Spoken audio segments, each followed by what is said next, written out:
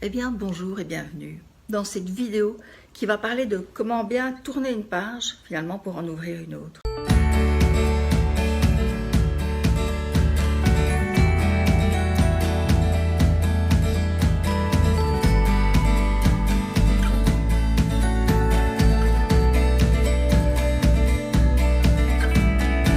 Et dans mon métier dans lequel j'accompagne depuis plus de 33 ans maintenant des personnes qui sont en transition de vie, transition de niveau hiérarchique, transition professionnelle, transition de valeur, transition de pays, ce que j'observe, c'est qu'on ne prête pas assez attention au côté sacré du changement, de la transition. Oui, la transition, le fait de tourner une page, le changement, ce sont tous des moments sacrés. Ça peut paraître étonnant parce que quand on est licencié, quand sa société fait faillite, quand on est en période de divorce, quand on est dans une rupture amicale, quand on est en perte financière, ça doit paraître particulier de s'entendre dire que c'est une période sacrée. Et je vais m'expliquer. Ce que j'entends par sacré, et je fais un petit lien là avec les sociétés ancestrales, c'est que finalement le sacré, en fait, il tient justement dans ces moments de transition. Pourquoi est-ce que, pour moi, c'est une période sacrée? Eh bien, essentiellement parce que ce qui va se transformer le plus profondément pour pouvoir accueillir et accompagner un changement de vie, un changement de regard, un changement de profession, c'est d'accepter un changement d'identité. L'identité, pour moi en tout cas, c'est le regard que l'on pose sur soi-même. Et c'est essentiel de pouvoir faire le mouvement de la transition, le mouvement du deuil, quand on décide de changer de cap, quel que soit le domaine de sa vie. Le changement, le deuil, la transition, c'est un mouvement. C'est un mouvement en 3 temps. Or, ce que je constate très souvent, c'est que quand on est dans une période de transition, il y a de la peur qui est présente, qui joue, et qui nous met dans plusieurs pièges. Le premier piège, c'est parfois d'être scotché un petit peu à se passer, sans s'en rendre compte parfois, alors que c'est ce qu'on veut quitter, peut-être, mais d'être scotché à se passer en essayant de le reproduire, en essayant de le comprendre, en essayant peut-être avec des coups de rancœur ou de stratégie, de faire bouger les choses pour qu'elles redeviennent ce qu'elles étaient avant, ou en tout cas qu'elles nous apportent une lumière qu'on n'avait pas. Ça, c'est le premier piège.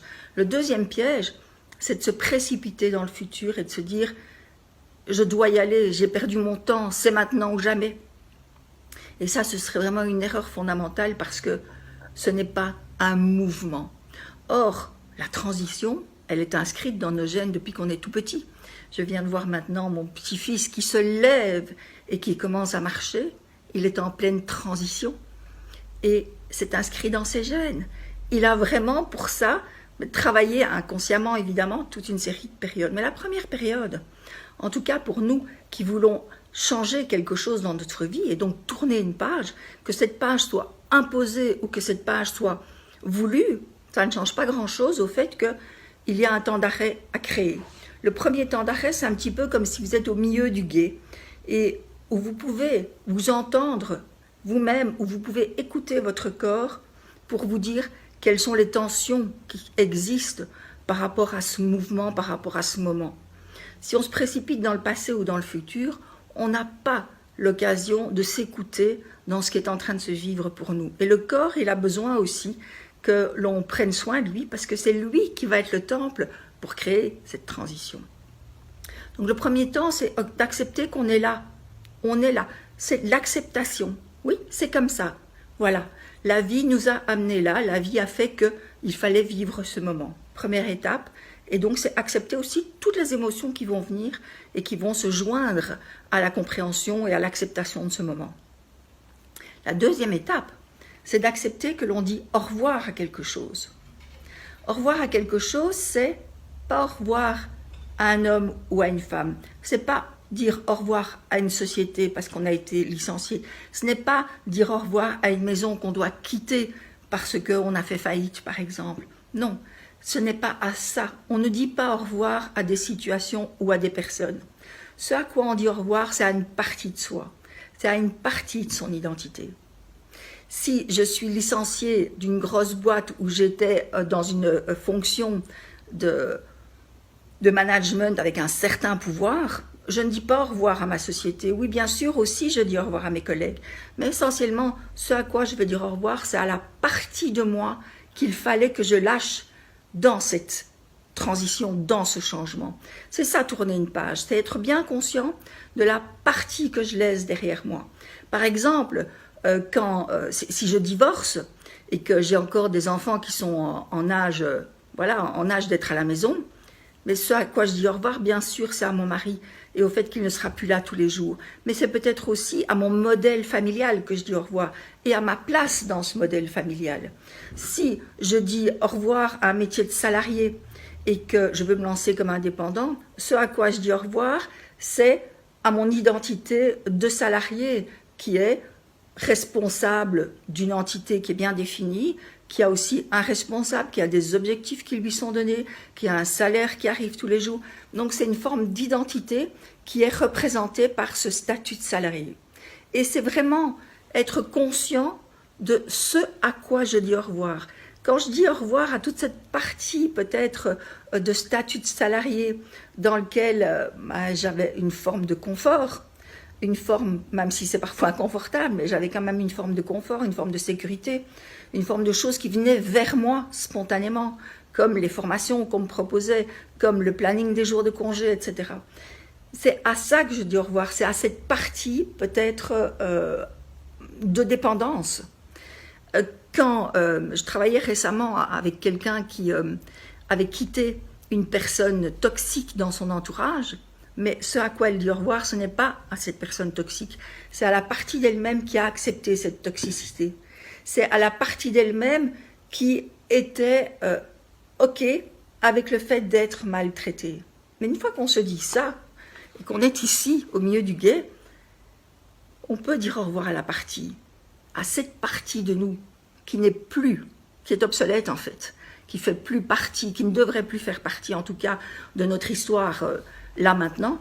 Mais alors à quoi est-ce que je dis bonjour? Et du coup, ça veut dire beaucoup de choses. Si je dis au revoir à cette vie de famille, parce que je me sépare de mon mari et que mes enfants vont partir une semaine chez lui, une semaine chez moi, je dis au revoir à cette identité de maman au foyer dans un schéma bien classique. Mais à quoi est-ce que je dis bonjour? Je peux dire bonjour à beaucoup de choses. Je peux dire bonjour et décider d'être une maman qui va travailler à fond les manettes pendant une semaine et puis être hyper disponible pour ses enfants. Je peux dire bonjour à la femme qui va réveiller justement son pouvoir de séduction. Je peux dire bonjour à la femme qui va enfin réaliser ses rêves et qui va dire à ses enfants, ben les gars, voilà, moi je suis pas là pendant un mois parce que je veux visiter le Japon et c'est maintenant. On peut ainsi redéfinir quelle est la part de moi que j'accueille. Est-ce que j'accueille l'aventurière? Est-ce que j'accueille la professionnelle? Est-ce que j'accueille la séductrice? Et dès que j'ai redéfini ça, que j'ai fait ces 3 mouvements, je peux vraiment aller dans l'action et dans la concrétisation de ma transition. Parce que, justement, ce moment, il est à prendre avec tout son côté rituel que nous avons vraiment oublié et qui fait qu'on est justement dans des chocs émotionnels parfois un petit peu trop douloureux. Ces chocs émotionnels, ils sont dus au fait qu'on ne gère pas les 3 mouvements. Et le burn-out, par exemple, est aussi un moment sacré. En tout cas, tel que moi je l'ai vécu, c'est un moment sacré. C'est un moment où j'accepte, j'accepte que je ne suis plus là, ici, que je suis plus capable d'assumer les choses comme je pensais les assumer avant. Ok, je dis au revoir à quelle partie de moi? Mais peut-être à la partie de moi qui n'avait pas de limite, à la partie de moi qui se croyait au superwoman et capable de tout faire. Peut-être à la partie de moi qui n'avait pas assez d'humilité, justement.